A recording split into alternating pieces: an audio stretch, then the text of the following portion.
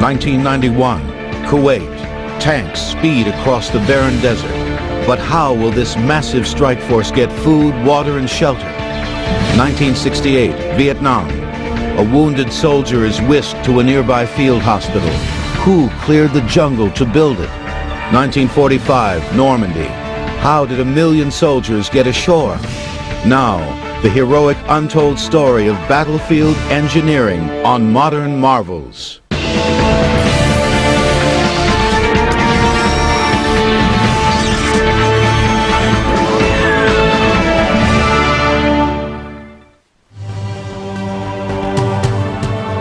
Because preparing for battle didn't usually have the drama of the battle itself. Most historians, novelists, and movie makers focused on the fighting rather than the actions preceding the fighting. But history shows in the world of battlefield engineering, there was more than enough drama and fighting to go around.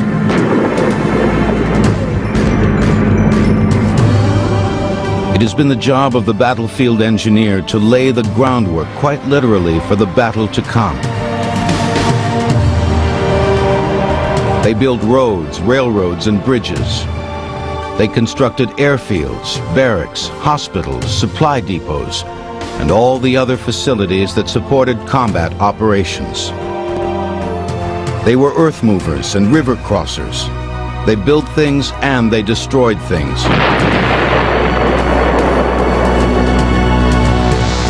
Their mission was critical because without bases from which to operate, there was no way to mount an attack. Without open supply lines, an army would quickly run out of food, water, and ammunition. The Navy's engineers, the Seabees, have a slogan: we build, we fight. When I'm asked what do the Seabees do, the short answer is we do anything and everything, and we do it quickly.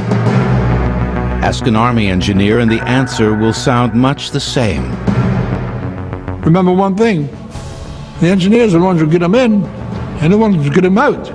And if you don't believe me, just ask an infantryman, they'll tell you.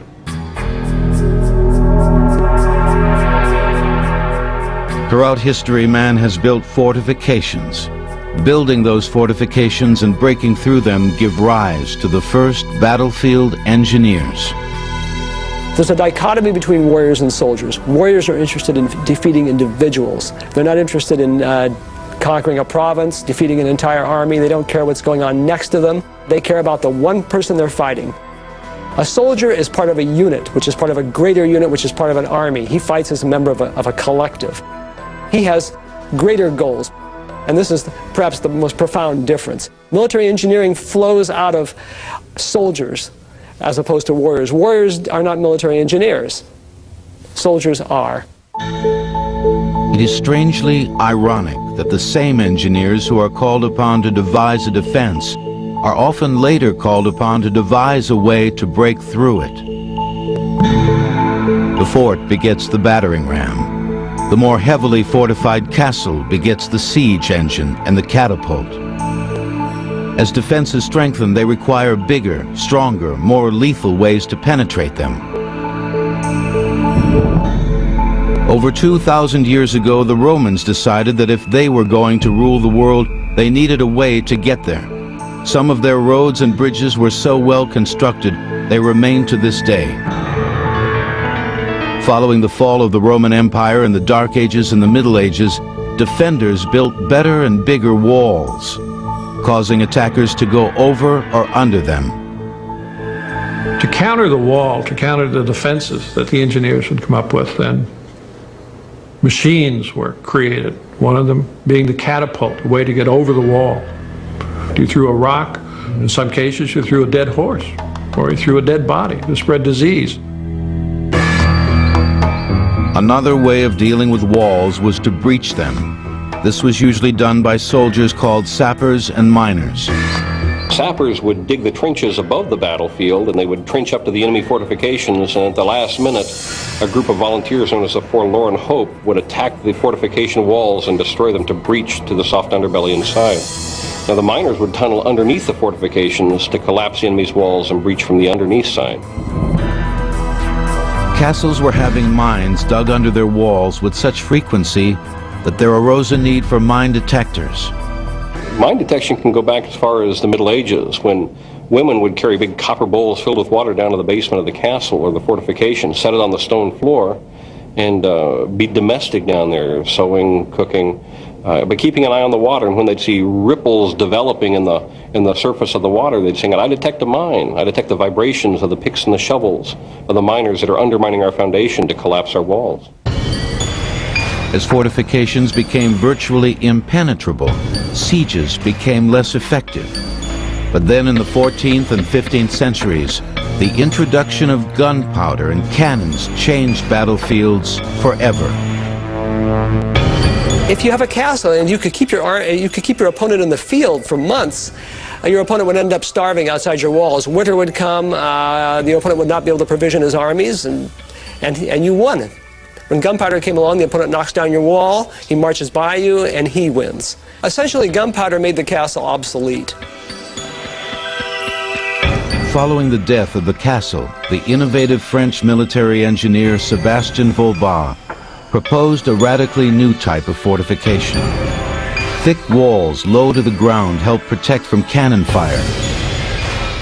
A star-shaped design allowed defenders inside the fort to fire at attackers from virtually any angle. By the time of the American Revolutionary War, the monumental changes in battlefield tactics caused by the use of gunpowder and cannons had completely changed how wars were fought. An army had to have trained and educated battlefield engineers. In the American Revolution, the Army was created all dressed up to go somewhere off to fight, and found out, gee, guys, we're missing something. We have no engineers. Congress says, let us have some. Let us promote some people to be engineers. No, you don't understand. We have no engineers. We have to hire them. In 1775, George Washington created what was to become the Army Corps of Engineers. And it was fortuitous that the French, perhaps the best engineers in the world at the time, were more than happy to supply engineers to help defeat the English. After the War of 1802, Thomas Jefferson created the nation's first engineering school at a fort located at West Point, New York. It would be the nation's primary source of engineers and military officers for decades to come.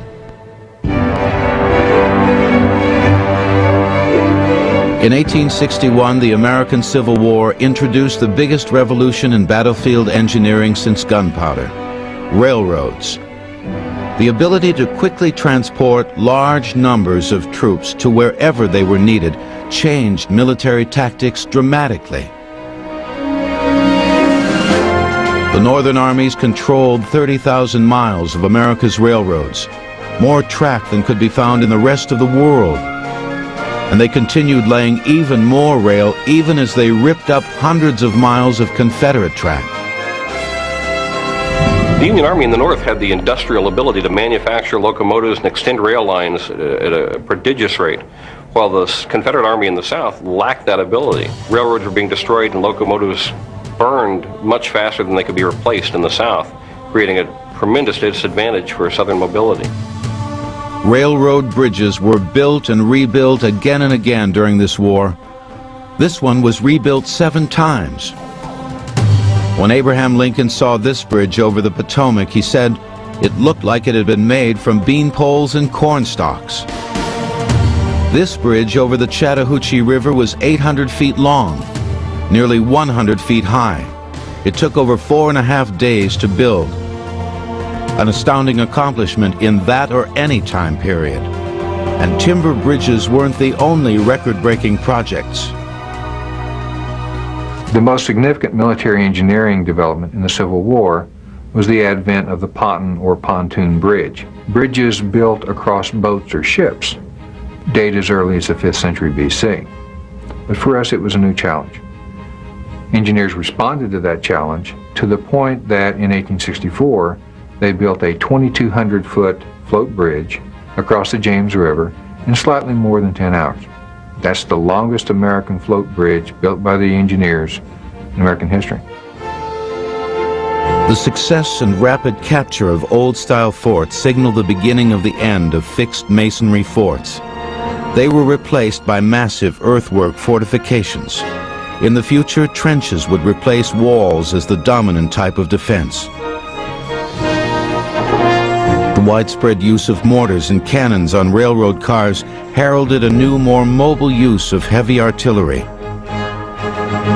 On a smaller scale, but still ominous note, another innovation appeared that would drastically alter ground warfare.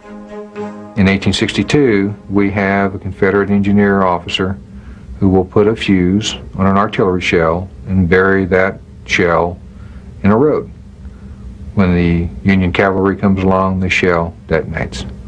That's the first use in the American Army of what we would refer to today as a landmine.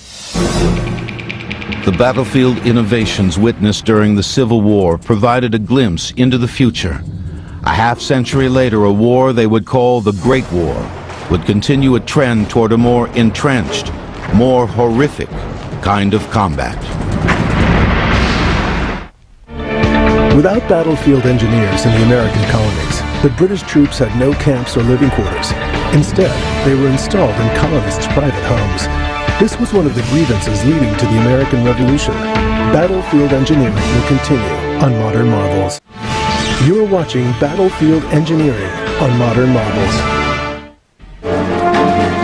World War I was called the war to end all wars. But it might better have been called the war to begin all modern wars.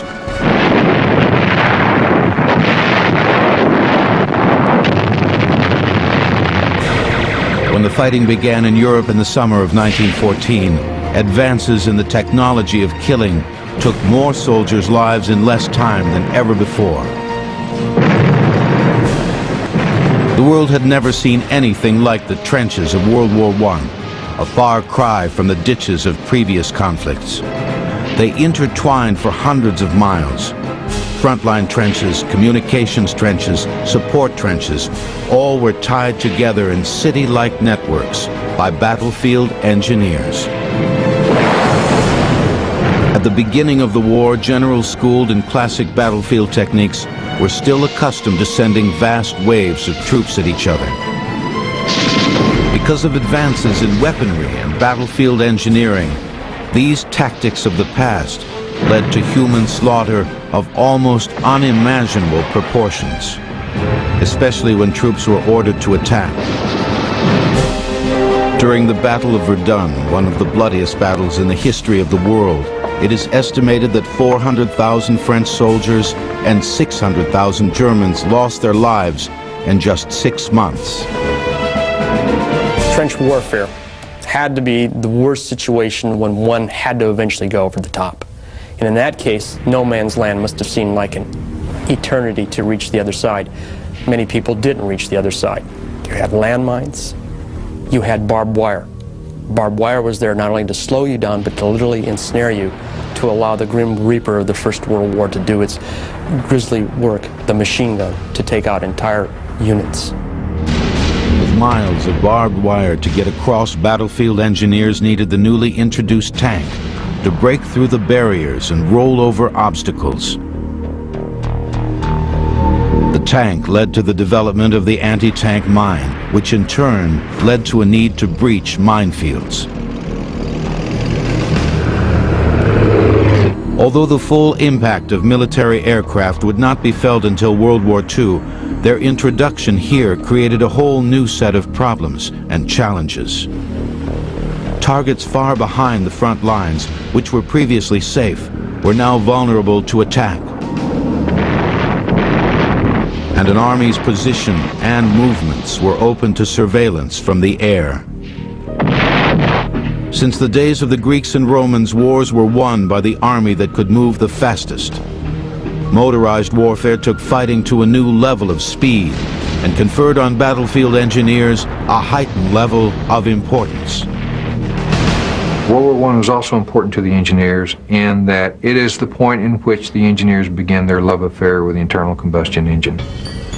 It marks the beginning of the engineers' shift from horsepower and manpower to machine power. That evolution has continued to today. Without the machinery of today, the engineer's job would be virtually impossible. Roads that were built to handle horse-drawn carts had to be improved to handle the faster, heavier gasoline-powered vehicles. Bridges had to be stronger. Rail lines had to be repaired. To a large degree, without engineers in the battlefield, no one could move. When the United States entered the war in 1917, the first request from the British and the French governments was for engineers. Newly organized railway regiments and combat engineers rushed to France. Not surprisingly, the first U.S. casualties were engineers. This was the war that formalized the concept of fighting engineers. Prior to this, engineering divisions were separate from combat units. Now they were expected to carry shovels and rifles, hammers and hand grenades.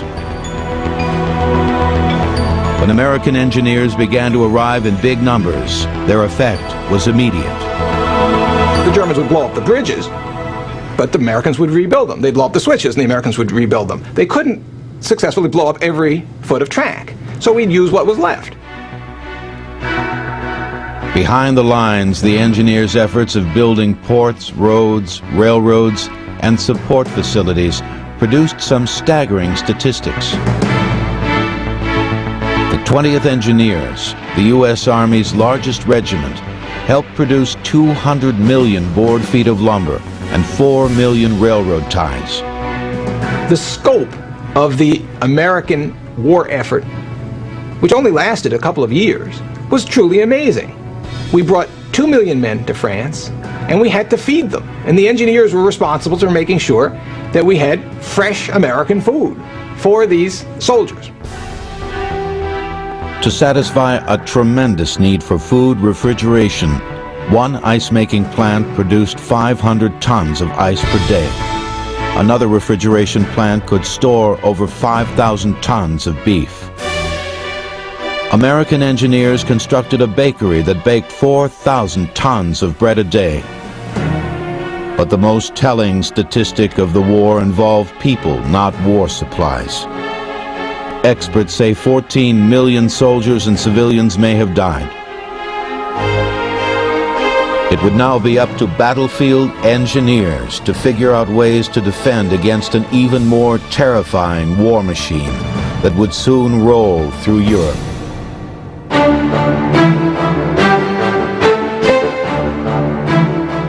Following World War I, the leaders of France decided to protect the country by constructing an elaborate system of defense. The Maginot Line was a series of fortifications that stretched 200 miles along the eastern French border. It consisted of gun emplacements, barracks, and underground command posts, all connected by railroad tunnels. But as in the past, a new defense spawned a new offense. The heavily mechanized Blitzkrieg outran the French and in swiftly storming through Belgium went around the heavily fortified Maginot Line. Once again, the army that could move faster was the prevailing force. Newly designed airplanes were equipped with much more powerful machine guns and bombs. Vastly improved tanks were faster and armed with more killing power. All of this new technology triggered the stimulus response mechanism of battlefield engineering. Bombers needed airfields. Airfields in turn were bombed and needed to be rebuilt.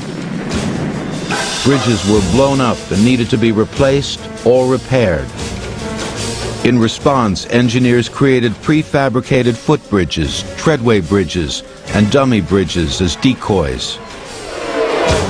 General Douglas MacArthur, who was himself a top of his class engineer graduate of West Point, described World War II as an engineers' war.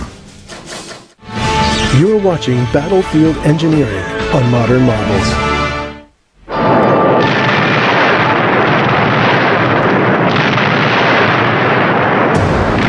The attack on Pearl Harbor in 1941 caused the United States Navy to change the way it built its bases overseas.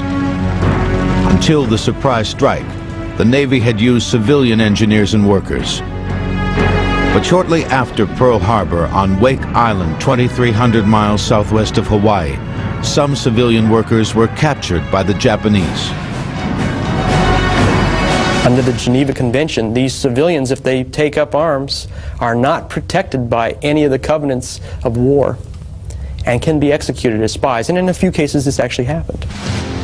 Rear Admiral Ben Morrell got the go-ahead to immediately create a naval construction battalion made up of engineers trained to fight. The name Seabees was coined from Seabee, the initials for construction battalions. Their mascot was a fighting bee carrying a machine gun, a wrench, and a hammer. Mostly our troop, our gang, were from construction companies that the Navy went through and literally just bought out and uniformed up and sent out.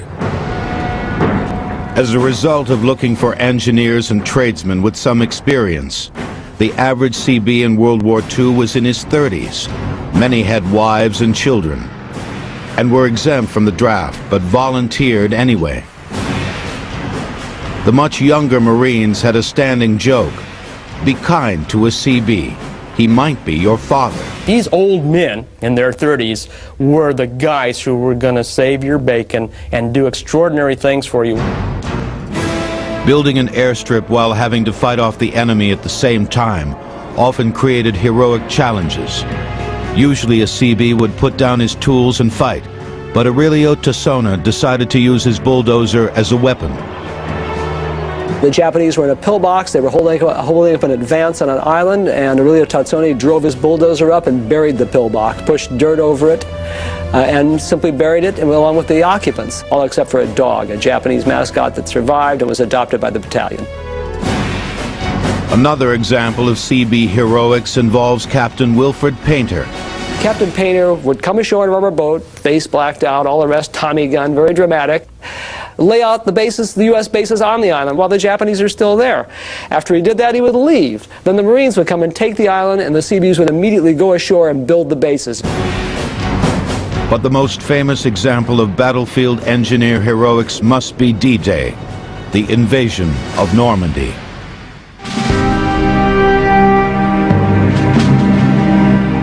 Long before the actual invasion of Normandy, Allied forces were involved in a massive buildup of men and materiel. The Germans had fortified the French coast with artillery, cement bunkers, barbed wire, and over 1 million mines. The mines posed a serious challenge to the troops who would have to get through them. As the commander, I felt very strongly that it was necessary to train people to work in a dangerous situation. Creating that pressure-filled situation in advance involved using live booby-trap mines. One soldier lost his life in the training. Other soldiers cracked under the strain of finding and defusing mines that could blow up at any moment.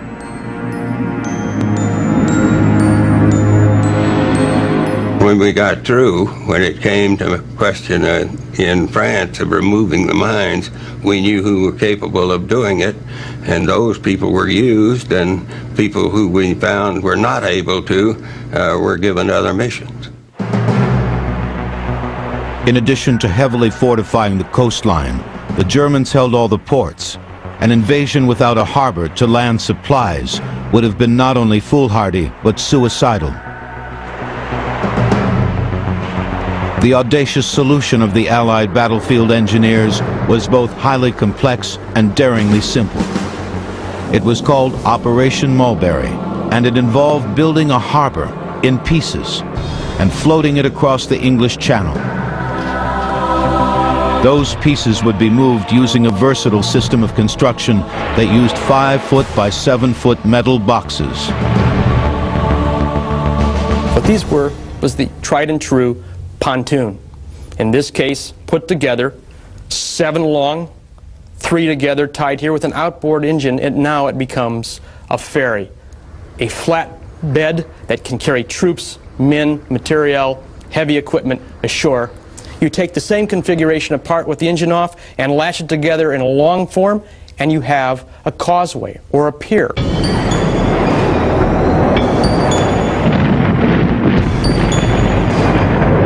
On June 6, 1944, the largest amphibious force ever assembled landed on the beach at Normandy. 4,000 to 5,000 ships, 11,000 planes, and on the first day, 155,000 troops came ashore. Immediately before this massive assault, the combat engineers, specially trained to clear mines, snuck ashore in the dark to clear the way for these troops. Throughout the attack, the engineers were in the most vulnerable positions. One of the units lost 67% in wounded or killed. It's pretty hard to do it. Sometimes it would have been easier to pick up a rifle or a machine gun and fire back than to do your job of clearing the way. Even as troops were still coming ashore, engineers began the construction of the Mulberry Harbor.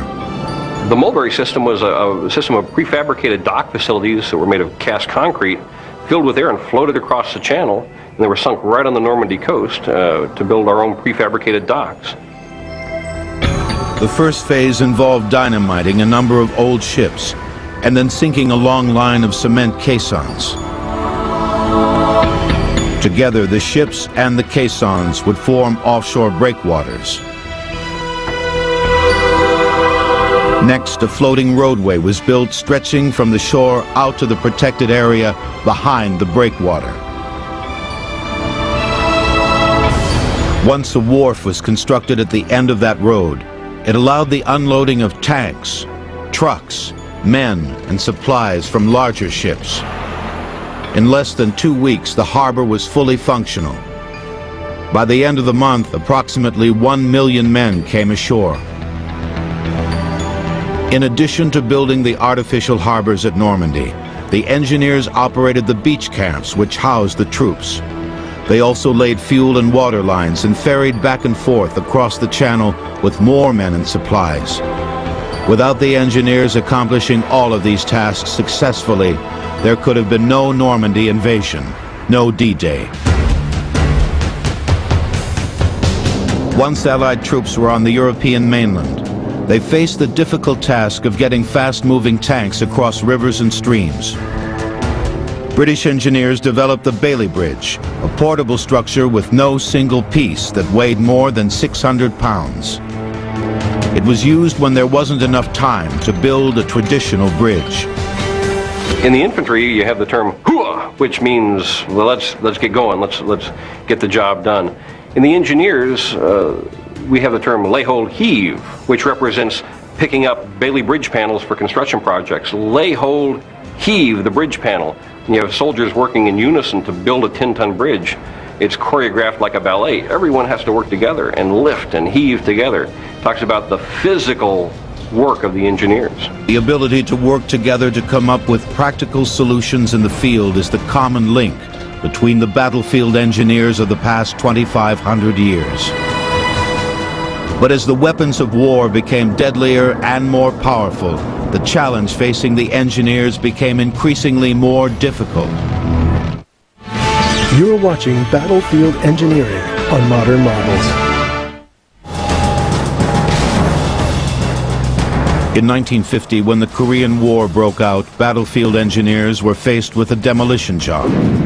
Breaking through fortifications, breaching minefields, and blowing up bases. They were also charged with building vital airfields, bridges, and roads. In addition, they cleared the jungle for mobile Army surgical hospitals, better known as MASH units.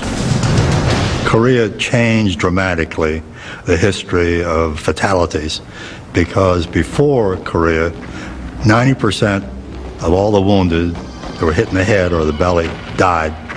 And once the MASH were set up, 90% lived because they could get back to the MASH hospitals. One of the biggest challenges facing the engineers was the lack of raw materials to get the job done.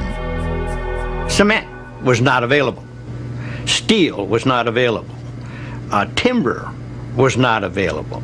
You must remember that everything south, roughly everything south of the 38th parallel, was agriculturally inclined, rice paddies. So it was very innovative engineering. You couldn't do things precisely. An example of that innovative engineering involved figuring out how to get heavy machinery to operate in sub-zero temperatures. One company kept their bulldozers warm in warming huts and then borrowed another idea from the ski slopes. The problem was, once the bulldozer got warm, the blades got hot and the frozen earth would stick to the bulldozer blade. So what we did was to radio over to Tokyo and had several thousand pounds of ski wax dropped into our perimeter there, and we used ski wax on the blades, and this enabled the blades to work without the earth freezing onto the blades. In Korea, because the front line was constantly shifting, one day's advance was often the next day's retreat. Ironically, sometimes engineers have to destroy what they just built. One engineer battalion in Korea built a 1,000-foot timber bridge for tank and logistical resupply, and a week later had to pour diesel and gasoline on it and burn it. The bridge was ultimately referred to as the Broken Heart Bridge, and the battalion was referred to later as the Broken Heart Battalion. Despite valiant individual efforts and innovative engineering, broken hearts were the order of the day for many of the soldiers in the Korean conflict. And that would also prove to be true of the United States' next big war.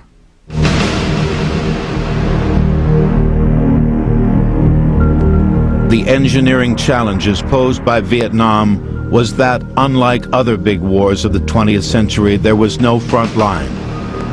This was compounded by the fact that much of the war was being fought in a dense jungle. Since this was the first air mobility war, a primary responsibility of the battlefield engineer was to build and maintain airstrips and helicopter landing bases. Sometimes the engineers, to get into difficult areas, jungle areas, built-up areas, they had to helicopter in. There they would come down the rope ladders with their hand tools, clear an area for a bigger helicopter to come in, which would be carrying a bulldozer. That type of a base could be built by a company of engineers in about one day. The almost non-existent infrastructure in Vietnam meant that engineers were basically starting from scratch, having to build roads, drainage and bridges, and having to do it with almost none of the raw materials required. What they did have was plenty of mud. Among our earliest taskings was the job of getting the Marines up out of the mud so that they could have decent living accommodations when they were not out in the field searching for the Viet Cong and the North Vietnamese. The way we got them out of the mud was to build what's known as a Southeast Asia hut for everyone who was there. We could put in 15, 20, 25 of these an hour once we got the prefab technique down. The use of pontoon bridges wasn't really practical because the rivers were being used for day-to-day navigation. Instead, conventional cement and steel and timber bridges had to be constructed. To counter the overall lack of dockage space, engineers came up with the Dulong Pier. Came out of Charleston, South Carolina.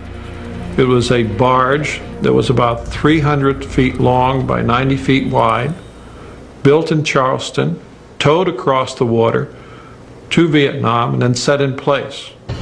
A team of 15 engineers could put it into position in about 45 days.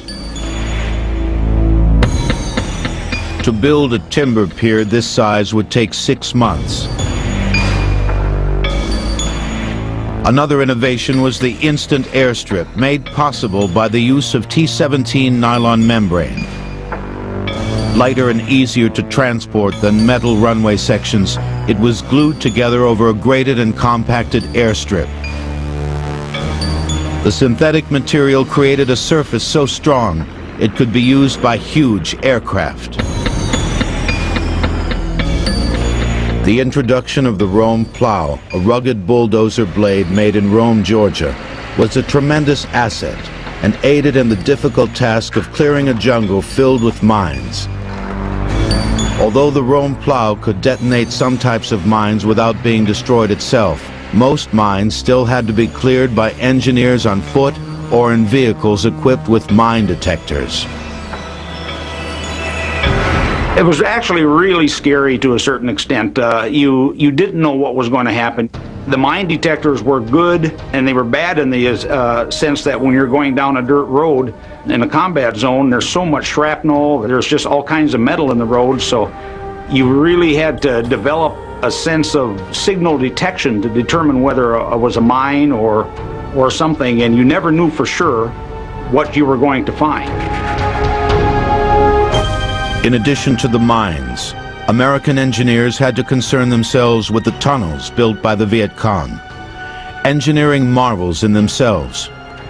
In Cu Chi province near Saigon, it was estimated that there were 200 miles of tunnels. Although U.S. forces tried several techniques to eliminate them, none was completely successful. The Viet Cong tunnel system in some areas was quite extensive. In some areas it was even 2 to 3 layers deep. They could put hospital units down there. They could put maintenance and repair units down into the tunnels. And they were quite extensive and quite effective. Whether the United States troops would get the cooperation of the local people was often a question mark. But engineers had something extra going for them. The Seabees mission, in addition to supporting the combat troops, was also to assist the local Vietnamese populace.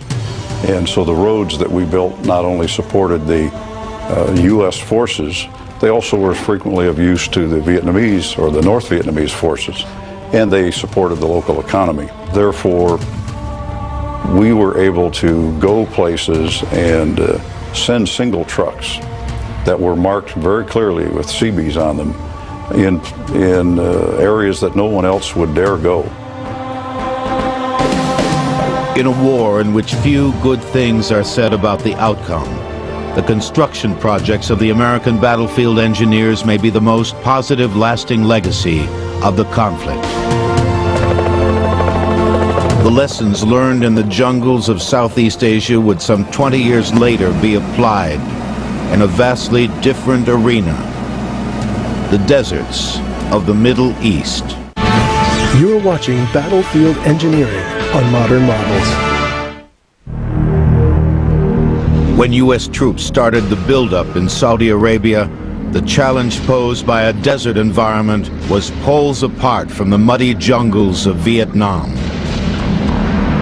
You have massed formations of armored vehicles attacking fixed fortifications, something out of World War II, almost. Vietnam was a low-intensity war. It was a brush fire war. You had armored vehicles there, but not in mass, going up against fixed enemy positions such as we found in the desert.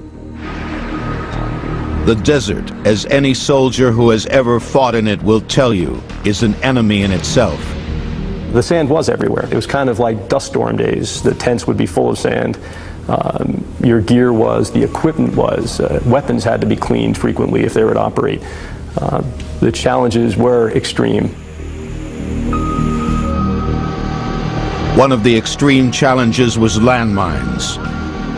This time a new technique was employed to deal with the old problem.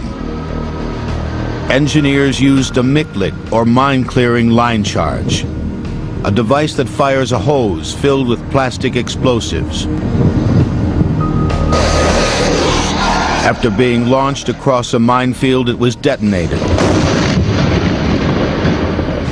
creating a safe passageway through the mines.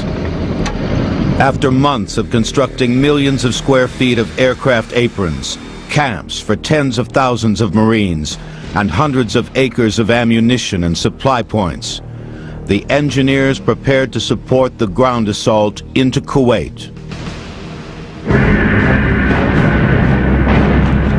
The most formidable task facing the battlefield engineers was the road network required by General Schwarzkopf's end-run attack. It spanned more than 30 miles of desert and required more than 200 miles of roads. Some were barely drivable until they were hurriedly improved just before the attack. Bottom line is, this road was, at the beginning, maybe you could go 5 miles an hour. Towards the end, you could drive 50, 55 miles an hour on it. Frankly, when you look at Desert Storm and try to apply the lessons to the next war, you got to be careful, because we're probably never going to find that infrastructure again, and we're probably never going to find an enemy again who says, I will sit here and wait for you to build up this amazing combat power.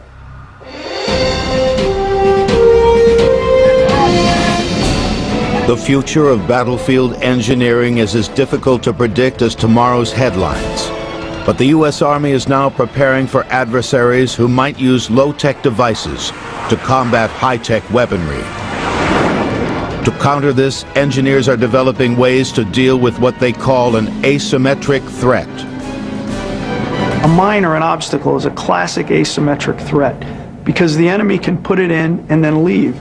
He doesn't have any of his forces at risk, but when we get there, it slows us down, takes us out of our plan, or it kills us.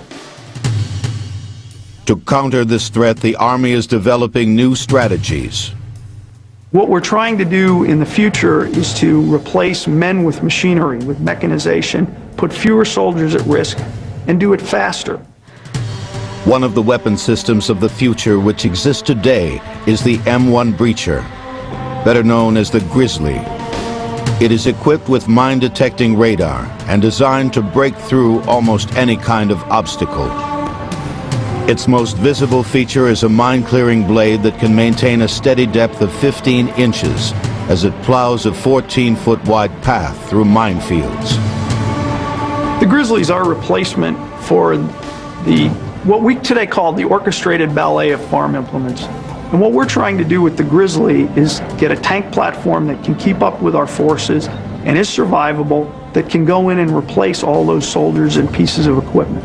It makes the job for the commander on the battlefield much easier, and it maintains the tempo, because all he has to do is decide where he wants to do the breach, slow down the enemy's rate of fire, and tell the Grizzly operators, create a lane for me. The Wolverine consists of a computer-controlled aluminum bridge on an Abrams tank chassis. The 75-foot bridge only takes 4 minutes to deploy, and it can be picked up in less than 10 minutes for use elsewhere. An M1 tank weighs about 70 tons. There are a lot of bridges we can't put it over, and there are a lot of bridges that our enemies are going to blow up in front of us to keep us from crossing. So we need a way to rapidly bridge small gaps, and the Wolverine gives that to us in a platform that can keep up with a tank. To cross much larger gaps of up to 120 feet, engineers will use this quickly deployed bridge. With the heavy dry support bridge, we're going to take the mission that would take a company of 100 or more soldiers all day to build, and we're going to build that same bridge in about an hour and a half with 14 people. It is now the task of battlefield engineers to do more with less.